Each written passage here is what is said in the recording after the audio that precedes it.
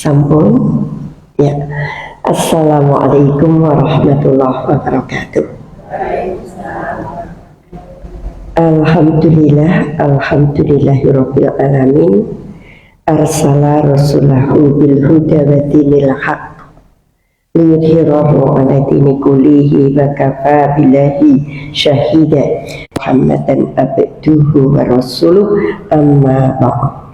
Rabbi shrah li sadri wa yassir li amri wahlul 'uqdatam min lisani yafqahu qawli, amin ya rabbal alamin. Allahumma sholli ala Muhammad wa ala ali Muhammad. Bunda-bunda Tazkiyah Community yang saya hormati, yang saya takdimi, yang insya Allah dimuliakan Allah Subhanahu wa Ta'ala. Bapak, karena satu ya bapak saja, nggak bisa bapak-bapak ya, yang saya hormati dan saya takdimi. Alhamdulillahirabbil alamin. Puja dan puji syukur kehadirat Allah yang hingga kesempatan kali ini limpahan nikmat dan karunia Allah tercurah pada kita semuanya, sehingga kita dipertemukan dalam keadaan sehat walafiat. Salawat dan salam semoga tercurah pada junjungan kita Nabi Agung Muhammad Sallallahu Alaihi Wasallam beserta segenap keluarga, kerabat, sahabat dan para pengikut setianya, insya Allah termasuk kita semuanya. Bunda-bunda yang saya hormati, gara-gara lama nggak kesini suara saya jadi kayak gini, pangling lah ya, karena lama jadi sudah berubah, sudah matang gitu. Yang kedua, ketika saya hadir bukan berarti tadarus harus berhenti. Kalau memang mau memulai lagi ya nggak apa-apa. Yang penting saya sesuai undangan 8.30, saya sampai sini 8.30. Mau tadarus lagi nggak apa-apa, malah saya ikut tadarus juga gitu ya. Jadi monggo nyantai saja. Ibu-ibu dan bapak yang saya hormati, sering dalam satu momen, dalam satu acara, ada MC itu yang mempersilahkan orang penting. Misalnya kita mau menyelenggarakan satu event, kemudian gubernur dihadirkan. MC berkata begini, berikutnya adalah sambutan gubernur sekaligus dimohon petunjuknya. Atau siapapun dianggap orang yang lebih senior itu nanti mampu memberi petunjuk. Bahasa ini kelihatannya terbiasa, kaprah ning salah. Sebenarnya yang terhormat Bapak Gubernur dimohon nasihatnya boleh, masukannya boleh, tapi tidak bisa dimohon petunjuknya. Petunjuk yang dalam bahasa ngaji kita hidayah itu mutlak milik Allah, bukan milik manusia. Jadi seringkali saya saja terhadap yang masih muda, bukan junior ilmunya tapi junior umurnya, itu ngomong ke saya, Bunda nyuwun petunjuknya, enggak, nyuwun nasihatnya boleh, nyuwun masukannya boleh, nyuwun sarannya boleh, tapi kalau nyuwun petunjuk itu tidak boleh, karena petunjuk hanya milik Allah. Nasihat itu milik manusia, nasihat itu milik kita, maka kita memiliki kewajiban untuk saling menasihati. Udah ada 49 ayat di dalam Al-Quran yang menerangkan peran manusia sebagai pemberi nasihat terhadap manusia yang lainnya. Tentu 49 nggak akan saya sampaikan semuanya, tekan soben gitu ya. 49, mungkin saya hanya menyampaikan 1, 2, 3 sudah cukup sebagai contoh. Tapi kalau dihitung ada 49. Ini intermezzo jamaahnya karena Ramadan atau memang berkurang? Ya, karena iya beberapa waktu terakhir saya nggak kesini, jadi mudah-mudahan karena hujan, karena Ramadan.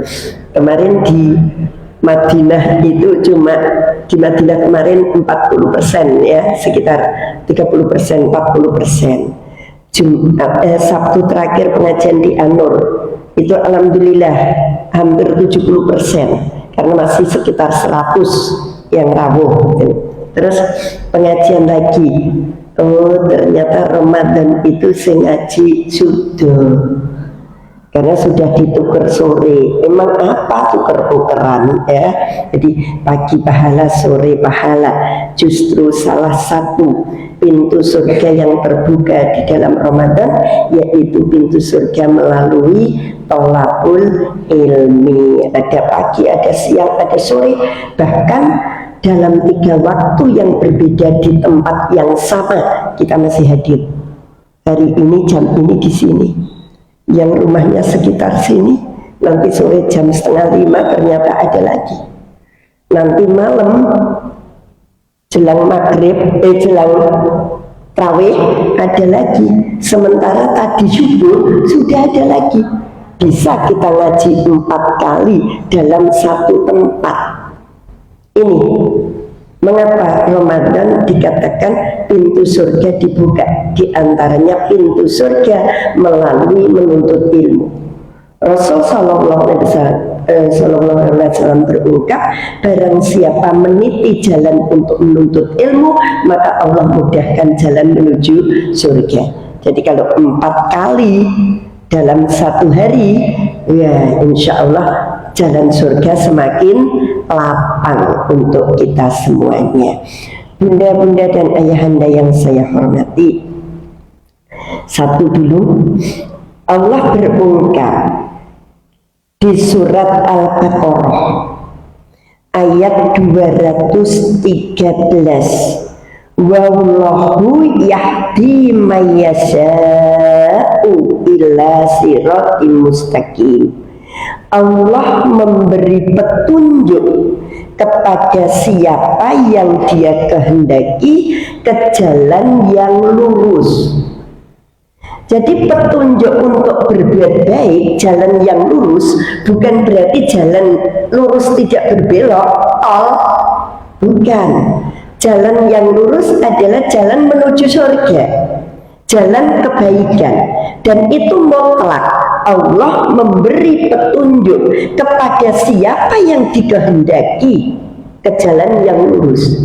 Jadi kalau tidak dikehendaki oleh Allah, berapa kali nasihat kita luncurkan, orang itu nggak akan mempan. Kemudian kita berkata, dinasihati kok nggak mempan-mempan. Ada orang tua bilang, kurang apa saya? Dah ngasih contoh, dah memberi nasihat, masih kayak gitu. Nah ini jawabannya di surat Al-Baqarah ayatnya 213. Allah mengungkapkan, Allah ditegaskan, Allah, aku Allah yang memberi petunjuk ke jalan yang lurus bagi yang aku kehendaki. Yang tidak ya tidak. Terus nanti konsekuensi kita apa? Nanti saya atur. Di surat Al-Qasas ayatnya 56, Allah kembali berungkap, innaka la tahdi man ahbabta walakinallaha yahdi man yasha wa huwa a'lamu bil muhtadin. Sungguh engkau Muhammad tidak dapat memberi petunjuk sekalipun terhadap orang yang engkau kasihi. Ini tegas banget Allah. Kalau Nabi Muhammad SAW itu saja dikatakan oleh Allah, sungguh kamu Muhammad tidak bisa memberi petunjuk sekalipun terhadap orang yang engkau kasihi. Pertanyaan, apa meneh kita? Nabi lo nggak bisa. Nabi yang ibadahnya jauh luar biasa dari kita. yang akhlaknya jauh mulia dari kita, yang dermawannya jauh lebih besar dari kita. Itu dikatakan oleh Allah, kamu Muhammad nggak bisa memberi petunjuk kepada siapapun yang engkau kehendaki sekalipun engkau kasihi. Tetapi aku Allah memberi petunjuk kepada orang yang dia Allah kehendaki, dan dia lebih mengetahui orang yang menerima petunjuk.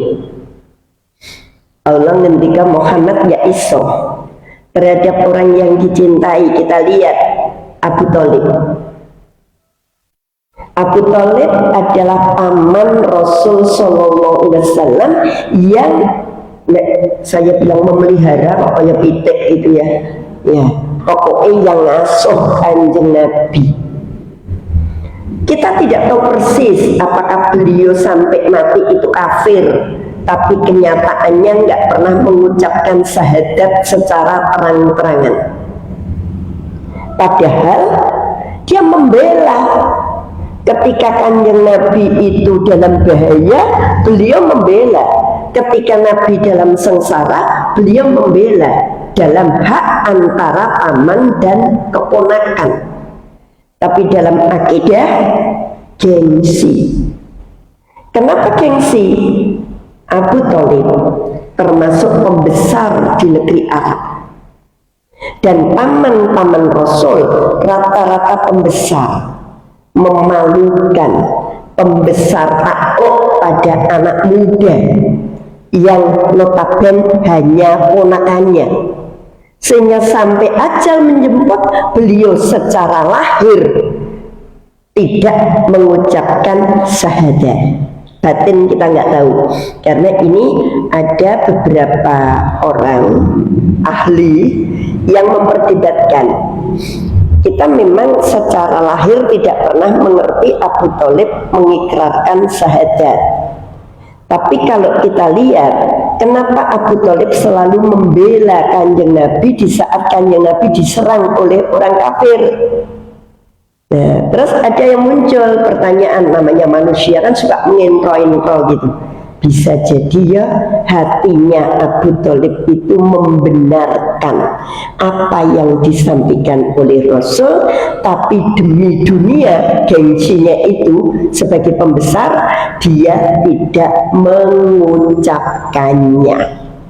Nah ini wallahu alam, yang pirsa hanya Allah, yang pirsa hanya Allah. Tapi memang agak membingungkan.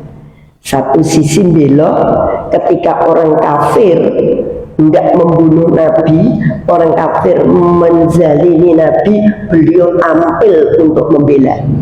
Tapi disuruh syahadat paman enggak sampai meninggal. Wallahu alam, yang pirsa hanya Allah. Tapi yang pasti petunjuk hanya milik Allah. Nabi yang luar biasa iman ibadahnya, ketakwaannya, kesolehannya, itu pun tidak mampu. Pertanyaannya, bagaimana kita? Apakah kita kemudian cukup berserah diri, ya Allah, karena manusia nggak mampu memberi petunjuk, ya udahlah, lulu gue anakku nanti kalau waktunya dapat petunjuk ya baik-baik saja, saudaraku kalau waktunya dapat petunjuk tidak. Ada yang disebut ikhtiar. Nah, ikhtiarnya manusia disebut nasihat. Nasihat. Saya jujur Bu, saya 5 bersaudara. Adik saya sudah nggak ada beberapa bulan yang lalu, saya pernah cerita, masih 3. Maka ketika saya berdoa, wong telu iki butuhnya beda-beda. Adik saya yang ini tak doakan dengan bentuk beda. Adik saya yang ini cuma tak doakan sederhana, istiqomah le sholat. Karena saya ngerti le sholat ini nyut-nyutan. Ya, kalau lagi nyut ya sergap, nek wes wah wis sembuh gitu ya. Jadi saya mohonkan betul ya Allah, jika hidayah sudah ada padanya, karuniakanlah taufikmu. Jika dia sudah ngerti yang baik dan yang buruk, beri kekuatan untuk menjalankan itu. Sebenarnya dia tahu, sholat ki apa ora? Apa dia ngerti? Sholat itu dosa dosa, dia ngerti. Neng kok sholat, nah itu karena topiknya nggak mau ikut. Hidayah doang yang ikut, topiknya enggak. Maka saya suwun ki, saya tahu ini sudah dapat hidayah, tapi belum ada taufik. Saya tahu ngaji baca Quran itu wajib, tapi nggak ada taufiknya. Begitu buka Quran angok, buka Quran itu rong lembar, susunan hurufnya malah saya berpikir ini mata saya, kacamata saya yang sudah nggak beres. Kacamata ini saya lagi juga kacamata saya pakai, ini pakai, kok tetap hurufnya maju mundur. Masya Allah, taufiknya, kekuatan untuk melawan setannya supaya kita tetap istiqomah beribadah itu yang seringkali labil. Ya, sehingga kita mohon ya Allah, itu sudah istiqomah, sudah ini, tapi adikku yang ini kok turun istiqomah. Anggri gaweane akeh lali masjid. Nek ranti gawean ranti duit kan gitu. Nek duit akeh masjid kok KR gitu. Alhamdulillah ya Allah gitu supaya diberi taufik. Cuma itu saja. Ketika dia tidak manut, Qurannya nanti tidak boleh gelisah. Oke. 49 ayat yang menyuruh kita hanya sebatas memberi peringatan. Pertama, surat Al-Furqan. Dilihat dulu surat Al-Furqan. Surat Al-Furqan itu surat keberapa? Ke-25. Ini saya hanya untuk mempermudah penjenengan mempelajari di rumah, mentadaburi Quran, tidak sekedar membaca. Nanti di rumah untuk mudah Al-Furqan nomor selawe. Dah di sini tulis aja 25.256. Artinya apa? Surat ke-25 ayatnya 56. Allah berungkap, wa ma arsalnaka illa mubasysyiran wa nadhira, dan tidaklah kami mengutus engkau Muhammad. Jangan diberhentikan situ, termasuk mengutus pengikutnya Muhammad. Jadi kalau ada ini untuk Muhammad, berarti Muhammad dengan segenap pengikutnya, termasuk kita mboten. Insya Allah kita pengikut Muhammad. Dikatakan tidaklah ora aku kuwi ndawuhi Muhammad, tidaklah aku mengutus Muhammad, melainkan hanya sebagai pembawa kabar gembira dan pemberi peringatan. Disandingkan kabar gembira dan pemberi peringatan. Kabar gembira itu untuk orang bertakwa, peringatan itu untuk orang fujur, durhaka. Fa'alhamaha fujurraha wa taqwaha. Untuk orang fujur diberi peringatan, untuk orang takwa diberi kabar gembira. Ini apa? Motivasi. Orang-orang yang bertakwa diberi kabar gembira dengan apa? Dengan surga. Bagian lain dilukiskan di bawah mengalir sungai-sungai ini. Bagian lain terdampar dipan-dipan yang terbuat dari emas dari ini. Di bagian lain buah-buah berbuah. Itu semua kabar gembira agar kita termotivasi untuk berbuat baik, untuk memelihara ketakwaan. Nah, ini disandingkan oleh Allah sekaligus memberi peringatan. Untuk siapa? Untuk orang-orang durhaka. Diingatkan, kalau kamu begitu, hutomah. Kalau kamu begitu, zalzalah. Kalau kamu begitu, misalnya jahanam. Itu semua namanya peringatan. Jadi tugas kita itu cuma berkata, Dek, sholat. Nanti kalau nggak sholat, dosa lu. Ya. Kalau dosa, neraka. Tapi kalau adik sholat, surga. Dengan cara kita. Di tempat mana kemarin nanya saya. Kemudian, malah di TVRI. Dengan suara saya yang paruh. Tetapi karena saya punya jatah live jelang buka, masih sekali, besok tanggal 5 atau 4 ya lupa. Nih, saya kemarin live juga di TVRI. Terpaksa saya jiwit nama Putu hanya untuk bercerita, memberi motivasi. Ketika cucu saya disuruh, Dek sholat, wah nanti nggak bisa masuk surga. Yaudah Dek mau masuk surga, tapi Oma ada cilok nggak di surga? Sukanya begitu, karena dia senangannya cilok. Jadi dia bertanya, di surga ada cilok apa enggak? Kalau ketika saya berkata, di surga itu banyak cilok, Dek, bahkan cilok isi kayak cireng itu. Ada isi keju, ada isi daging, ada isi apa? Ya Oma ada cilok, ya sergap sholat, mereka pengen yang suarga oleh cilok. Itu namanya kabar gembira, karena gembiranya anak 7 tahun baru tuku cilok. Apa gembiranya kita juga ditawari surga yang cilok, enggak kan? Kemudian peringatan, diingatkan apa betul di surga kelak itu ada, di neraka kelak ada kelabang, ada kolojengking, wala. Tapi itu hanya weden-weden peringatan untuk orang-orang yang durhaka, supaya apa? Dia tidak melakukan kedurhakaan kembali. Kita sebatas memberi peringatan sekaligus memberi kabar gembira. Wujudnya amar ma'ruf nahi munkar, mengajak berbuat baik, mengingatkan atau mencegah dari perbuatan yang buruk.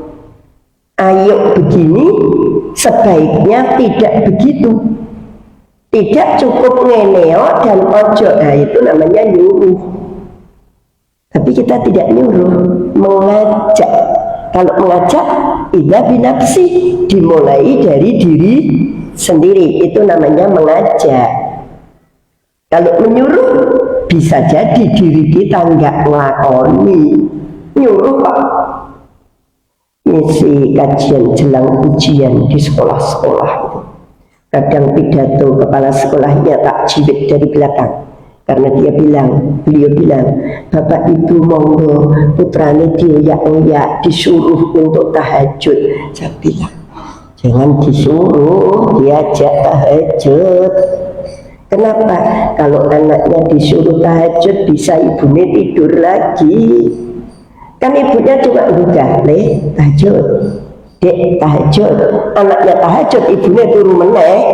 Tapi ini ajak tahajud, ajak berdoa. Anaknya besok pagi ujian, jam berapa? 7:30. Kira-kira 7:30 anaknya masuk ujian, ibunya duha. Bersinergi antara anak dengan orang tua, itulah salah satu di antara sekian banyak kunci keberhasilan anak. Dia mungkin nilainya nggak terlalu bagus, tapi cukuplah bisa untuk jenjang sekolah berikutnya. Mungkin dia tidak terlalu bagus dalam mata pelajaran ini itu, tapi di mata pelajaran yang mengarah pada sekolah yang dia ingini, oke. Dia ingin sekolah di ekstra sepak bola yang hebat, ternyata biji matematikanya nggak bagus, IPA-nya nggak bagus, olahraganya nilainya bagus. Ketika daftar di sekolah yang ekstra sepak bola, matematika nggak didelok, baru yang ngetes. Yang dilihat apa? Olahraganya. Nah ini Bu, buat bunda-bunda, ketika dipamiti anaknya ujian, tanya, ujiannya jam berapa? Ujiannya jam berapa? Nih, yang sudah gede, mah aku mau pendadaran, jam berapa nanti? Jam sekian. Coba dikala kira-kira anaknya masuk ruang ujian, ibu sempatkan untuk sholat duha, untuk berdoa. Itu saja. Nah kalau siang bu bersolat apa? Ada yang disebut sholat mutlak. Namanya mutlak itu tuntunannya nggak cetok. Sholat di saat kita butuh. Apa itu? Pas sedih banget. Kadang orang itu galau bu. Aku pengen nangis toh, tapi aku nggak punya masalah apa yang jelas. Cuma pengen nangis. Akhirnya kita ambil wudhu, kemudian kita sholat untuk menenangkan hati. Nek tok golek iki ora ono. Ba'da subuh ba'da ora ono. Wong niku susah ki jam 11. Duka wis kelewat, duhur belum, ning hatiku susah luar biasa, ya sudah, wudhu sholat. Ini bu, kembali. Berikutnya monggo kita buka surat Al-Baqarah 119. Tadi saya matur ada berapa bu? Ada 49. Mau semuanya? Oh tidak, sudah takut duluan. 49 ayat mau ditapis semuanya gitu. Surat Al-Baqarah ayat 119. Allah berungkap, inna arsalnaka bil haqqi basyiraw wa nadhira wala tus'alu an ashabil jahim. Sungguh kami telah mengutusmu Muhammad dengan kebenaran sebagai pembawa berita gembira dan pemberi peringatan, dan engkau tidak akan dimintai pertanggungjawaban tentang penghuni-penghuni neraka. Jadi ini sudah mengarah pada tanggung jawab kita. Saya ambil dua-dua saja. Tadi masalah Allah memberi petunjuk 2 ayat. Ini 2 ayat. Nanti tentang pertanggungjawaban kita, supaya kita nek wis ngelekke, wis ngajak, terus kita gimana? Yang diajak ternyata nggak mau kok, atau yang diajak mau, gimana kita? Nah di sini Allah menegaskan sungguh, masya Allah, diawali dengan kata sungguh. Jadi ayat-ayat Al-Quran kalau diadari dengan sungguh tidak layak untuk kita ragu-ragu. Allah saja sudah mempertaruhkan ya kekuatan ayat ini, sungguh, tenan, temen, ya sungguh. Aku atau kami Allah telah mengutusmu. Mengutus siapa? Mengutus Muhammad dengan kebenaran. Benar yang dibawa itu. Jangankan hanya berita-berita di sosial media yang nggak benar. Ini benar loh. Allah ngendika sungguh berita yang dibawa Muhammad itu benar, bukan hoax. Benar. Sebagai pembawa berita gembira. Jadi surga itu benar adanya. Peringatan neraka itu juga benar adanya. Surga itu untuk orang-orang yang bertakwa, untuk orang-orang yang taat, untuk orang-orang yang menjalankan ibadah dengan baik, itu benar.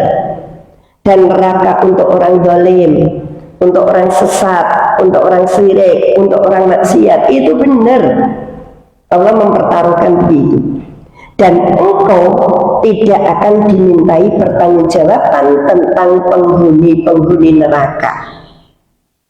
Ya, ini 2 ayat tentang Rasul Sallallahu Alaihi Wasallam, dan kita hanya sebagai pemberi peringatan, hanya sebagai penasehat, memberi nasihat. Sekarang ayat ini tadi bagian belakang. Kamu Muhammad tidak bertanggung jawab terhadap penghuni neraka. Kalau kita sudah menasehati seseorang sekali, dua kali, tiga kali, apalagi aneka cara ditempuh, tidak mempan, dia tetap melakukan maksiat, maka neraka dia tidak ada hubungannya dengan kita. Mohon maaf, seorang ayah, seorang ibu curhat. Mohon maaf, Andi yang curhat rawuh, karena saya tidak pernah bertanya namanya, karena saya tidak pernah memperhatikan foto untuk curhat yang ya agak aib. Kalau curhat yang bergembira biasa ditanyain, malah kalau perlu nyebut, bunda saya jamaah bunda tazkiyah gitu, itu biasa. Kalau itu yang happy gitu, yang tidak, maksudnya tidak aib, tapi ini aib. Beliau menyebutnya bukan tazkiyah tapi yang lain, dan nggak perlu tak andake, nggak boleh di. Bunda, saya seorang janda, tidak punya penghasilan, sehingga saya ikut anak dan menantu saya. Bisa dibedak tak hubungan mertua dan menantu? Ada Ustadz, siapa itu? Bahtiar Nasir atau siapa yang menceritakan, jangan kelamaan mertua awal menantu. Engkau nek ra mertuane sing ngenes, menantune sing minggat. Katanya seperti itu, jadi jangan lama-lama. Nanti kalau mertuanya terlalu apian, ngenes dewi, apa-apa tinimbang ku anakku bubrah, aku tak ngalah. Suwe-suwe mbokne ngalah, woy. Ada pilihan kedua, mantune sing pergi tanpa pamit. Apa ku jenenge gitu ya. Seperti itu. Ini cerita, Bunda. Saya itu kalau mau makan disuruh minta izin. Disuruh minta izin. Kalau mau ngambil apa disuruh nembung. Padahal ini saya dengan anak dan menantu saya. Saya jawab panjang lebar. Sebenarnya bukan nembung, Bu, sekedar pemberitahuan supaya nggak digulei, bahasa saya biar ayem. Misalnya hidup di kos-kosan, cerita anak saya, nek arep mangkat kerja gawe es teh, gawe teh manis, dilebokke ning kulkas, padahal kulkas bersama ndek cah kos-kosan. Mulai kerja senenge ra jamak selak ngombe, jebule ilang. Itu kan sering. Ya, punya roti tar dari Mbak Yunya, lebokke, dia pengen wah coklatnya wes jadi kaku, ini enak, tekan ngomah entek. Kerja pikir, Mam, dosa enggak ya kalau roti tar yang masih separuh ini dalamnya tak uluk di Lombok. Gemes dia, karena apa penting. Dek, kamu nggak salah sebenarnya. Yang salah itu yang makan nggak izin, walaupun itu di kulkas umum. Kalau tidak merasa narok, mestinya dia nggak makan. Namanya kos-kosan cowok, ngecah 30, wah eneng es teh. Ini awan-awan ya geleget-geleget sehingga komeng golei gitu ya. Nah, Bu. Sebenarnya tidak nurung ini kok, Bu, cuma izin biar tidak dicari. Misalnya ada barang, ternyata itu milik cucunya. Kalau ibu ngendika nanti cucunya kan nggak nangis. Jadi saya coba tidak mendiskreditkan menantu juga, biar coba gitu. Tapi di bulan Ramadan ini lebih parah. Saya tidak diberi makan dan saya tidak diberi duit. Padahal saya tidak punya pensiun, tidak punya apa-apa. Saya hidup ikut anak saya. Saya adanya cuma pengen nangis, Bunda, saya pengen nangis. Akhirnya saya temui anak saya. Saya ajak ngobrol dari hati ke hati. Nah, dulu itu uang mama habis. untuk mengasuh kamu, memberi makan kamu, menyekolahkan kamu, sehingga mama nggak punya celengan. Apa yang terjadi? Anaknya bangkit dari duduk. Orang kalau berdiri duduk itu dari marah menuju tidak marah. Tapi kalau dari duduk terus berdiri itu berarti dari tidak marah menuju marah. Apa yang dikatakan anaknya? Mama berarti mengungkit-ungkit. Mama tidak ikhlas membesarkan aku. Mama tidak ikhlas menyekolahkan aku. Mama minta aku menghitung untuk mama. Nangis. Saya kalau udah ada orang begitu, enggak WA, voice note, panjang. Bunda, dari hati ke hati sampaikan kepada putra penjenengan. Kalau perlu dengan pelukan. Nah, mama tidak mungkin-mungkin. Tetapi mama tidak rela punya anak durhaka. Maka ini bentuk mengingatkan anak supaya anak itu ingat kembali. Kamu bisa seperti itu karena mama gula mentah, karena mama ngopeni. Sama sekali tidak ada maksud mungkit-mungkit. Ini mengingatkan supaya kamu tidak menjadi anak yang durhaka. Bu, tugas orang tua cuma sampai di situ. Perkara itu sudah disampaikan anaknya tetap durhaka dan kemudian masuk neraka, maka si ibu sudah lepas dari tanggung jawab. Makanya sederhana saya kalau ngomong, besok bangun jam 3 sama anak saya, sahur, mandi atau mandi dulu sahur, nanti bawa minum hangat sama bawa kue apa buat nyakir kemana Bu? Besok pagi jadwal ibu kemarin pagi Masjid Al-Ikhlas Semen. Tak lihat perjalanan dari sini 1 jam 20 menit kalau lancar. Ngisi ngaji jam 6, berarti setengah 5 harus sudah berangkat. Kalau mampir subuh neng daerah Jalan Wonosari, itulah nggak ikut kultum 10 menit. Kalau boleh gampang rakultum lunga ya pom bensin gitu kan. Pom bensinnya mah bersih-bersih bunga. Ya, berarti kita jam 4 OTW. Belum adzan subuh, masih boleh nyemil sepanjang jalan nyemil. Bangunin ya Bu. Ya, nggak marah ya. Dulu ketika kamu kecil, kamu terbangun, ibu bangun nggak pernah marah.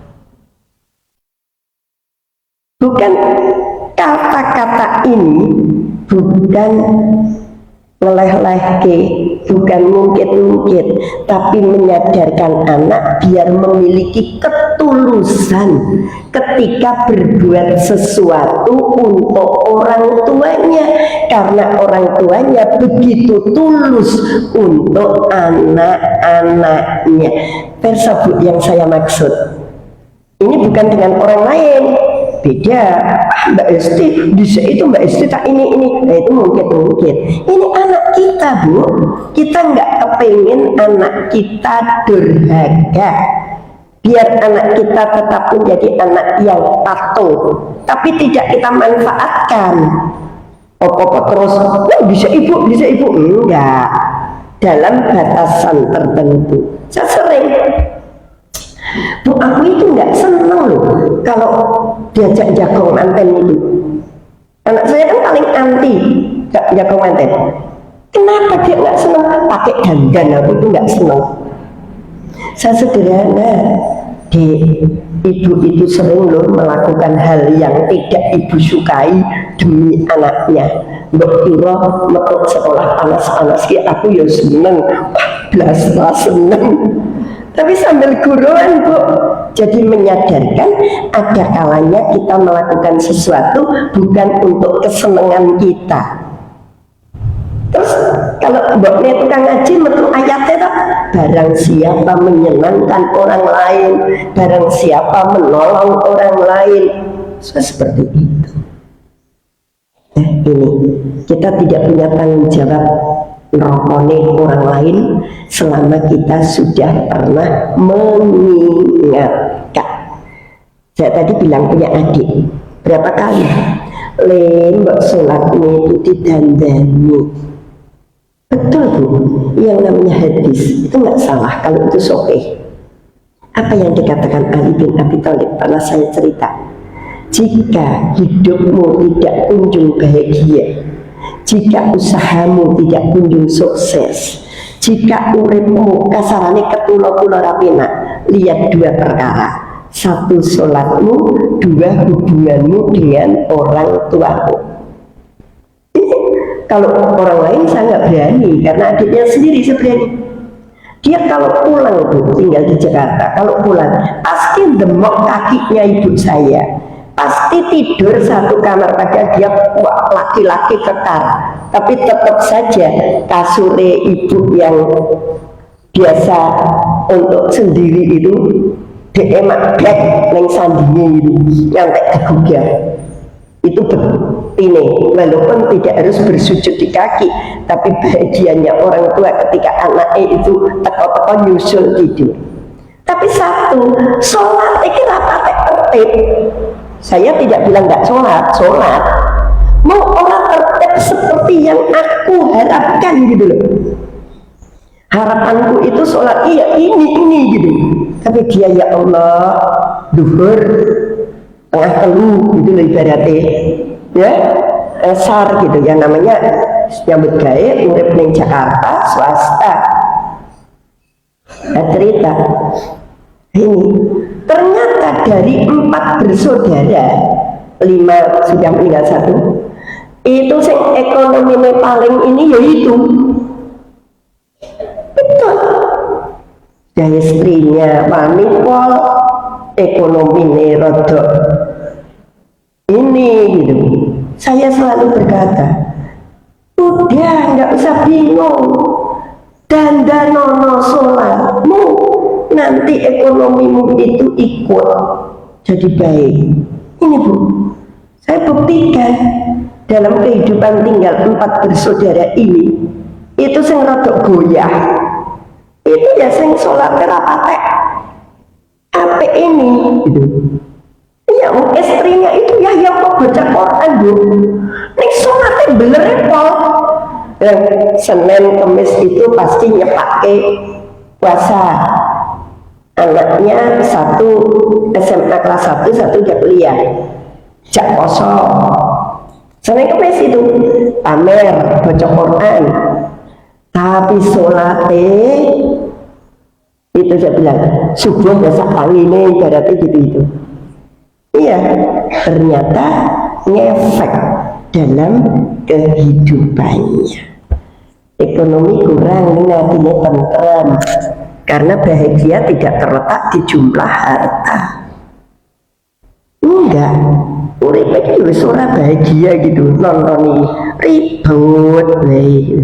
Makanya saya serius untuk yang satu ini nggak butuh bunga liya, coba piye supaya diparingi Allah taufik untuk bisa istiqomah sholatnya lebih tertata baik.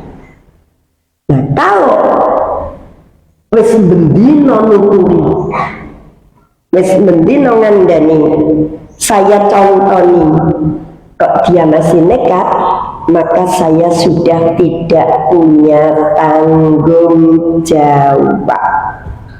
Gitu. Penjenengan cukup dengan teman-teman yang ibadahnya nggak baik, yang amalnya tidak baik, yang condong maksiat, sekali 2 kali dikasih pengertian. Habis itu jak ngaji. Setelah itu kita singgul dalam doa, mudah-mudahan Allah berikan hidayah, mudah-mudahan Allah berikan taufik. Kok dia masih nekat, nggak perlu kita risaukan. Bolehkah kita bersedih hati?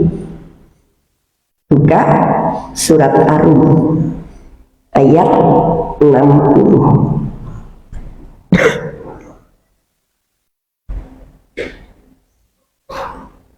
Surat Ar-Rum surat ke-30 ya Bu ya. Ya. Ayatnya berapa?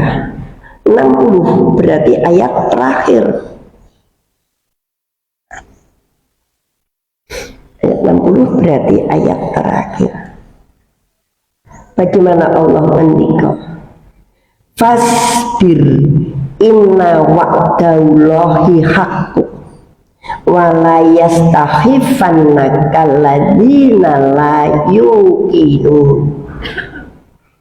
Maka bersabarlah engkau Muhammad, termasuk kita sabaro.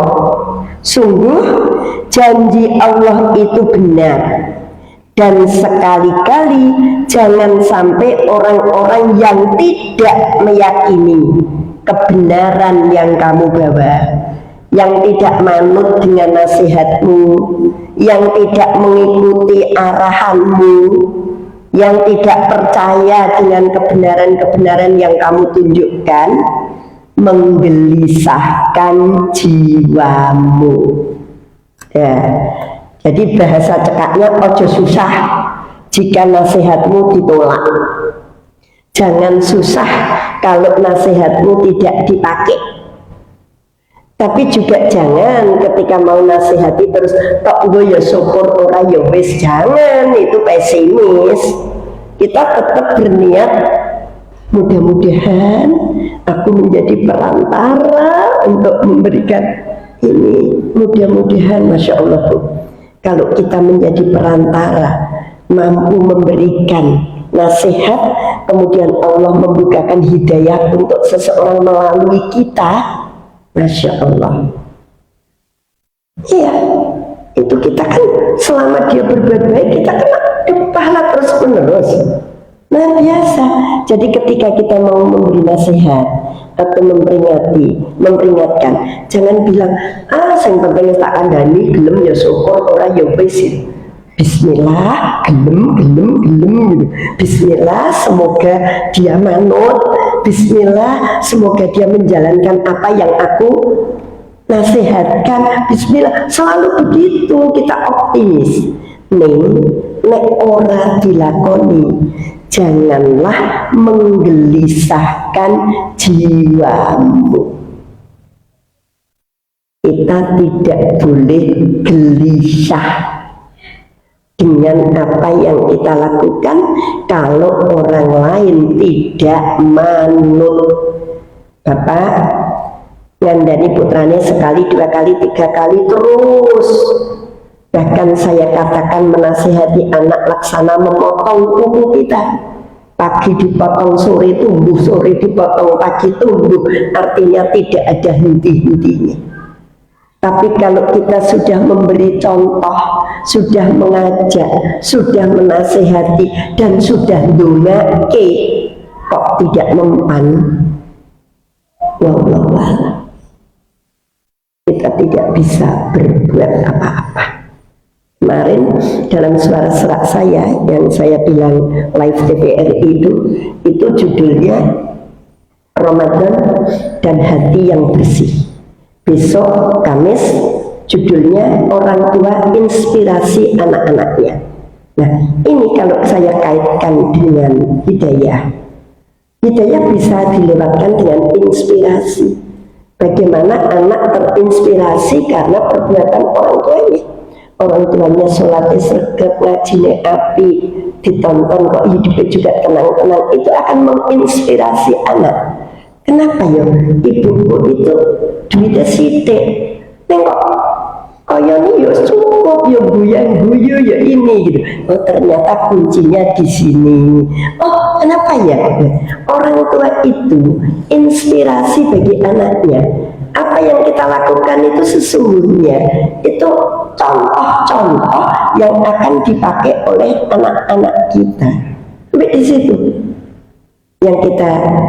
yang harus kita pahami. Nah, monggo ibu-ibu kita bisa bertanya, diam-diam saja ya. Hanya pada setengah 10, cepat juga ya.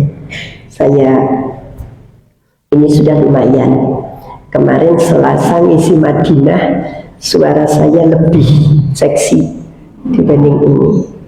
Ya, saya atur tidak mau kalau disebut sombong, tapi disebut optimis.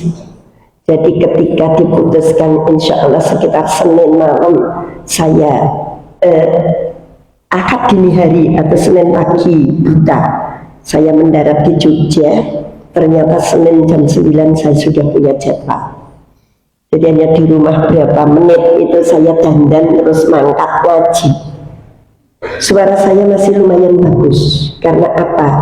Perubahan cuaca belum terasa betul. Nah setelah malamnya tidur, itu justru terbangun suara saya jadi seksi banget. Jadi perubahan sana yang begitu kering, terus nah ternyata ada jamaah petinggi yang ikut saya, jamaah Masjid Al-Fajr ikut saya, ketemunya di sana. Bunda saya itu jamaahnya Bunda lo di tempatnya bus itu harus. Iya mau saya bilang gitu. Iya itu. Jadi banyak jamaah yang ikut, tapi saya nggak begitu paham kalau itu jamaah di seperti biasanya itu. Nah, ini bukan bentuk sombong saya pulang mesti sehat, tapi optimisme saya kalau saya bilang bunda-bunda mudah-mudahan ini bukan pertemuan yang terakhir, itu kan bentuk optimis. Bulan depan saya masih sehat, masih panjang umur, masih ada rezeki, maksudnya seperti itu. Makanya bunda ngisi ngaji kami tanggal 25, ya. Jam berapa? 9, ya. Sorenya ngisi buka bersama, ya. Selasanya Madinah, ya. Full banget. Merentak ngomah, gitu. Ya, alhamdulillah masih bisa membersamai bunda-bunda. Monggo kalau ada yang bertanya masih saya kasih kesempatan. Yang pasti kita hanya memberi peringatan, petunjuk mutlak milik Allah. Ya, terima kasih Bunda. Tapi ada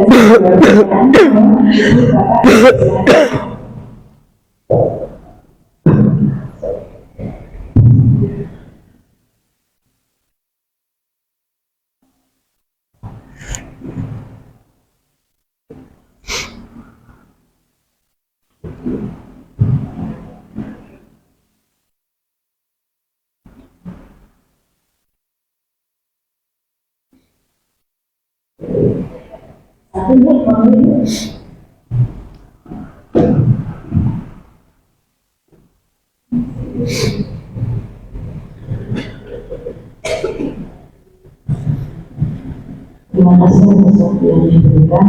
Assalamualaikum warahmatullahi wabarakatuh. Waalaikumsalam warahmatullahi wabarakatuh. Jadi yang saya ingin tanyakan juga ada dua hal yang perlu diperbaiki untuk hidup, yaitu sholatnya dan kepada orang tua. Yang saya tanyakan yang seperti pada orang tua itu ada anaknya, itu kadang-kadang malah sebaliknya, karena dia itu mungkin kurang ya, bukannya berbakti, bukannya tidak berbakti, tapi kurang karena melihat orang tuanya ada sisi negatifnya gitu, mungkin dari ibadahnya kurang gitu ya. Dan ini bagaimana untuk menasihati si anak itu biar tetap dia itu berbakti pada orang tua dengan kondisi orang tua yang seperti itu. Assalamualaikum warahmatullahi wabarakatuh. Waalaikumsalam. Kalau bingung, ada anak bertanya pada bapaknya, begini, bang suaranya lekok nyanyi gitu ya. Ada anak yang memiliki penilaian ya, kurang di sini saya tidak tahu persis, ayah ibunya yang kurang ibadahnya atau kurang rezekinya atau kurang apanya gitu ya, kurang, sehingga anak merasa lebih pintar, mungkin lebih baik imannya, atau mungkin lebih banyak duitnya. Alkisah bunda-bunda sering dapat kiriman di YouTube, ada anak kuliah ibunya hanya tukang cuci, terus dia tidak mau mengakui kalau itu ibunya. Ibunya hanya jual gorengan pakai tambir, tenong yang dipikul kemana-mana, disumbi. Ketika berpapasan di jalan, dia selalu melengos, tidak mengakui bahwa itu ibunya. Ini jelas, pertama si ibu kurang mampu dan kurang pendidikan, si anak kurang keimanan, berarti sama-sama kurang gitu ya. Tapi Allah memberikan hidayah dengan lewat teman-temannya. Awalnya dia sembunyikan dan sembunyikan. Dia selalu berkata, orang tuaku kerja di luar, kalau temennya mau main nggak usah, aku hidup sendiri, mending aku yang main ke tempatku. Orang tuaku pergi. Sampai pada saatnya wisuda, dia tidak menghadirkan orang tuanya karena dia merasa malu jika orang tuanya hadir. Ternyata di antara wisudawan wisudawati ada seorang wisudawati dipanggil ke depan. Dia menangis. Kenapa? Karena orang tuanya betul-betul tidak bisa hadir. Yang satu ini tidak hadirnya karena raito, yang ini betul-betul tidak bisa hadir. Nah, ketika ditanya ibunya tidak bisa hadir karena apa, dia menangis. Kemarin sore ibu saya kecelakaan hingga patah kakinya dan sekarang dirawat. Kenapa ibumu sampai kecelakaan? Ibu saya bersepeda menghubungi tempat salon yang besok pagi akan saya pakai untuk berdandan. Jasa seorang ibu, sekalipun meskipun dia cerita banyak karena dia wisudawan terbaik, jadi dia pidato sambil dia menangis karena ibunya nggak bisa hadir. Saya tidak pernah malu karena ibu saya adalah pejuang sejati. Nah, anak ini menginspirasi anak yang malu punya ibu yang dengan segala keterbatasan. Maka yang sekarang harus kita ajarkan dan tanamkan sejak kecil adalah bagaimana kita membuat anak bangga dengan orang tuanya dan orang tuanya layak dibanggakan oleh anaknya. Kebanggaan itu tidak sekedar muncul dari materi, tetapi lebih pada akhlak yang baik. Maafkan kalau saya menyinggung keluar. Seorang anak yang bangga ayahnya jadi pejabat, yang bangga ibunya jadi orang yang top, tapi apakah mereka masih bangga ketika melihat ayahnya termasuk daftar penjahat negeri? Kemarin bangga, ayahku pejabat, ayahku jadi ini, mau apa tinggal anak isopo, kan gitu. Tapi sekarang ayahnya masuk dalam daftar penjahat negeri, dari pejabat penjahat. Banyak kan? Sekarang juga. Nah, yuk belajar matematika kemarin saja. 1 tambah 4 tambah 6 berapa? 146. Dari mana kamu belajar? Dari KPU. Ya kan gitu. Akhirnya dia yang kemarin bangga ayahku menjadi pimpinan, kepala, ketua KPU, sekarang izin. Kenapa izin? Ternyata KPU kita bisa ngitung 1 tambah 4 tambah 6 itu 146.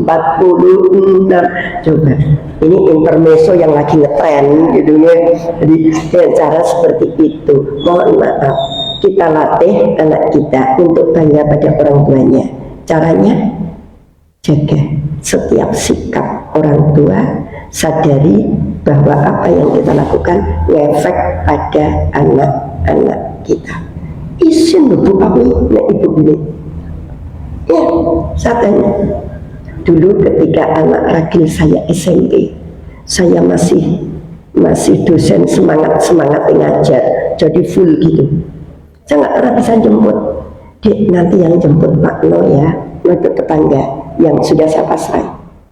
Pak No, aku nggak mau dijemput kalau nggak pakai sandal sama nggak pakai celana panjang. Namanya cuma orang ini kadang-kadang lihat jam, oh waktunya jemput ngetater motor, orang serandalan, orang ini.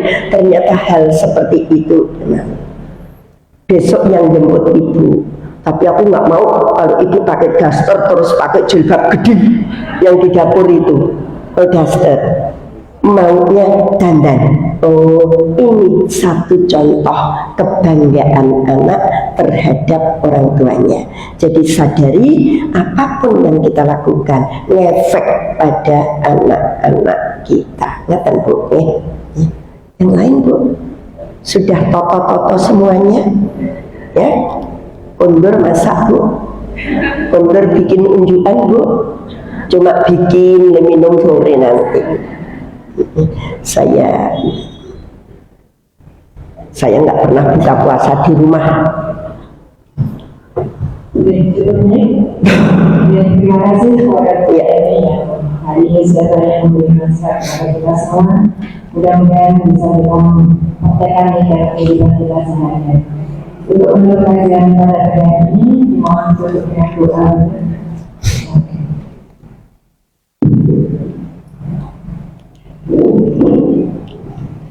Moga itu kita berdoa bersama-sama. A'udzubillahi minasyaitonirrajim. Bismillahirrahmanirrahim. Alhamdulillahi rabbil alamin. Asyhadu an la ilaha illallah wa asyhadu anna Muhammadan abduhu wa rasuluh. Hamdan sakirin hamdan na'imin, hamdan yuwafi ni'amahu wa yukafi umayyidah. Ya Rabbana lakal hamdu kama yanbaghi li jalali wajhika wa azimi sultani. Allahumma sholli ala Muhammad wa ala ali Muhammad. Allahumma ighfir lil mu'minina wal mu'minat wal muslimina wal muslimat al ahya'i minhum wal amwat wa qaribun sami'un mujibun da'wat. Rabbi ighfirli wa li walidayya warhamhuma kama rabbayani shaghira. Ya Allah, ya Afun, hamba menghadap bersimpuh kepadamu dengan masa lalu yang begitu kelam, dengan dosa dan kekilapan yang begitu banyak. Namun karena kami yakin maha ampunanmu melebihi seluruh dosa hambamu, maka hamba tetap berharap belas kasih ampunanmu.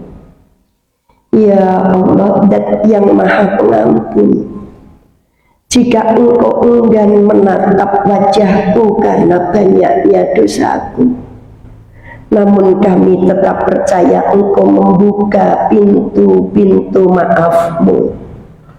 Jika engkau enggan menatap wajahku karena masa laluku yang begitu kotor dan kelam, namun hamba percaya engkau tetap membuka pintu-pintu pertobatan untukku.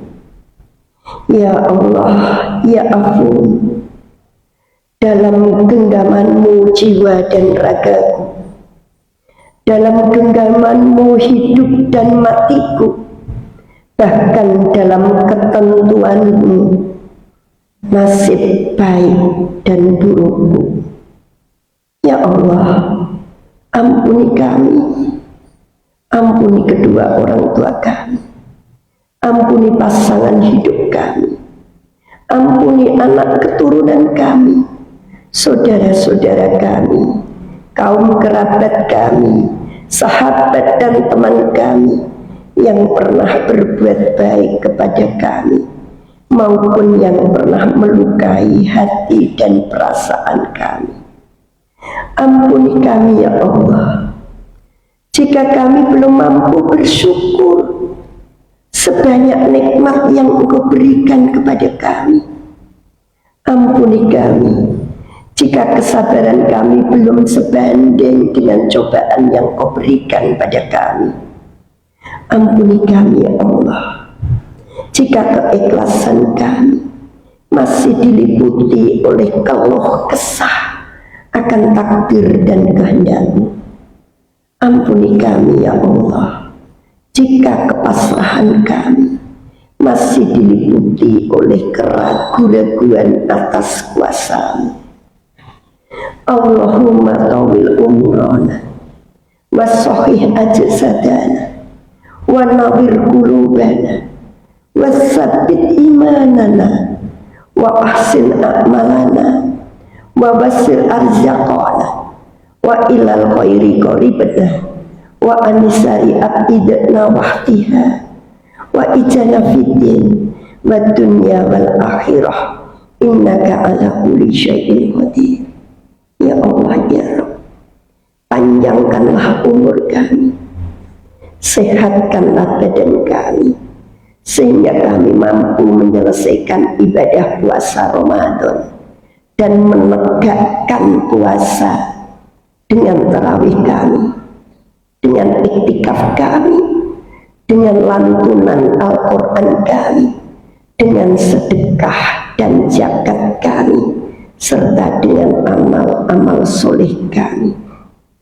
Ya Allah, terangilah hati kami, tetapkanlah iman di dalam dada kami, perbaikilah amal ibadah kami, luaskan rezeki kami dengan rizki yang halal, yang thayyiban, yang wasi'ah dan barokah, agar kami mampu mencukupi kebutuhan keluarga kami, menjadikan putra-putri kami soleh dan solihah, hingga terwujud keluarga yang sakinah, mawaddah warahmah. Dekatkanlah kami dengan segala bentuk kebaikan dan jauhkan kami dari segala bentuk kesesatan dan kemaksiatan. Tunaikanlah hajat kami, baik hajat dalam agama kami, hajat dunia kami, dan hajat akhirat kami. Sesungguhnya Engkau Maha Kuasa atas segala sesuatu. Rabbana hab lana min azwajina wa dzurriyyatina qurrata a'yun waj'alna lil muttaqina imaman. Rabbi ij'alni muqimas shalah wa min dzurriyyati rabbana wa taqabbal du'a. Rabbana atina fid dunya hasanah wa fil akhirati hasanah wa qina adzabannar.